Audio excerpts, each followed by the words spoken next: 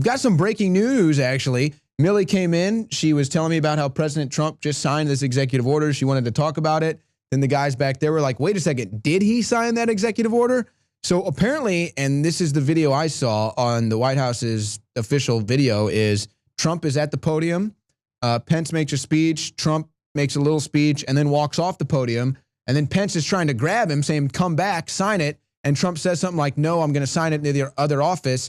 But then the White House's official video said Trump signs executive orders, concluded. So it's kind of an interesting story, Millie. I don't know what your thoughts on this are. Yeah, I mean, I listened to the speech with President Trump, and he gave no sign that he wasn't going to sign the executive order. It seemed as though it was a press release to kind of tell people what this executive order was going to be about.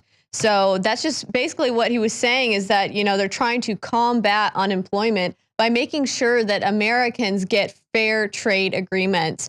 So he's hoping that these fair trade agreements are going to lead to more jobs. And actually, he was saying that business creators are very excited about this new trade agreement. Oh, I'm sure. I mean, you know, finally a trade agreement that doesn't make it, you know, more beneficial to take your business overseas. You can start a business here and make money.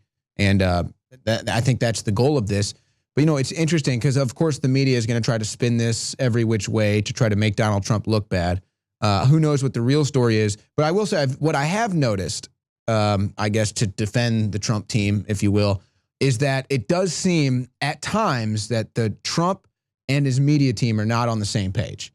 I don't know how that comes about. I don't know if there's any one person to blame. Obviously, it's crazy. And considering that what Trump is doing with YouTube and Twitter and all the different media, I'm sure it is tough for his media team to keep up. He said, hey, I want to do this video of the executive order signing. They thought it was supposed to be there. And he was like, no, I meant for it to happen in here. So that could be the case. Some are saying, oh, somebody made a comment about Flynn and he ran out of the room. Others are saying he forgot to sign it. So I don't really know, but it is interesting. But the executive order itself is meant to, like every other thing else he does, put Americans first. Yes, and typically I've seen the president signing executive orders at the Oval Office desk. I mean, that's usually where it's become famous, and he does the pose, shows it to everybody.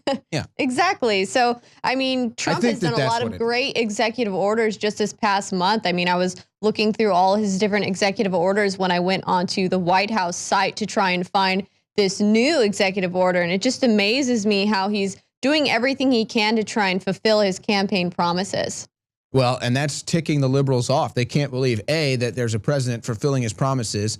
And that's, I've never seen a president fulfill all the campaign promises. He's at least trying. And of course, this is what the Americans voted him in for.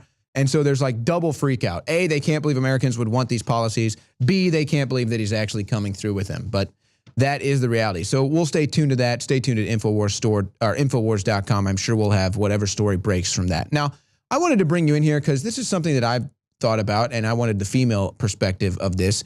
For the first time, I've never heard of this, but a new kind of male birth control is coming. Novel treatment may be submitted for Indian approval this year. So it's basically now in a lab, they're now making male birth control in a lab, something that you can do. I'm sure that they'll start marketing this soon in America. It looks like they want to start it in India, perhaps.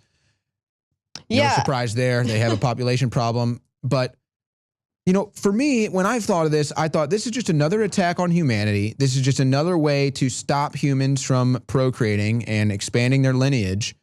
And, you know, you can comment on whether you think that's a good thing or not. Some people do, some people don't. But to me, you know, people don't really think about it on the overall picture, where they think that this is a good short-term solution. And this is why I wanted your opinion, because I see female birth control becoming almost like a regular thing. It's like most girls in high school now, I feel like, have it. It's like almost regular to get it. They push it. The doctors push it. They push it in school. They push it everywhere. And now all these girls get it, and they don't think about the long-term effects. You know, they don't think about that. There are studies out there that do link birth control use to things like breast cancer and other reproductive problems. And, you know, a lot of the girls that I've known have wound up getting pregnant while on birth control. So it's not even that, you know, it's not something that's actually that useful in that extent that you can still get pregnant. I mean, it's not a safeguard. And if anything, people act more freely, loosely. They act more freely and stuff, and you're more likely to. But, you know, all in all, I find this male birth control thing a little bit disturbing, not because, you know, men shouldn't, you know, be able to use contraceptive, but because if you actually look at what the technology in the medical, you know, procedure is, it's kind of scary. They actually inject a polymer gel into a vein, like inside the male. You had me scrotum. at inject. I stopped at inject. They actually inject this polymer gel into the tube that transports the sperm out of, you know, the man parts. And what the gel does is it doesn't necessarily clog up and like stop the sperm from coming out. Is it like a spermicide or something? What it is it's a gel that sticks to the lining of the tube, and as the sperm, since they're negatively charged, pass through it, it's a positively charged gel. So it actually damages the heads and the tails of the sperm so that when they come out, they're rendered useless or infertile. But, you know, there's so many sperm coming out that you don't know if you're going to miss some or partially damage some, and what kind of and who knows what other kind of birth impacts defects would it happen? I mean, could you imagine if it damages it just enough to where a pregnancy does happen, and then you've got birth defects and babies that are being born with problems? Well, and it's crazy too, because they're going to, and actually the wild thing about this is there's actually all natural things you can do there's actually natural birth control remedies. I mean, there's multiple things. You can know your own anatomy, know how your body works. There's certain ways, there's certain things that you can eat and drink and ingest too. So there's natural ways of birth control, but they always just want to make it in a lab. They always want to make it in a doctor, and they always want to sell it to you. And who knows what the side effects of this will be, but well, you know, it's just crazy. I mean, people are literally, I mean, they're sticking things up there. Yeah, and most guys will absolutely cringe at the description of this procedure. But, you know, they have a quote here in this article from a gynecology professor. And what this is trying to say is absolutely alarming. Okay, I'm going to read it to you.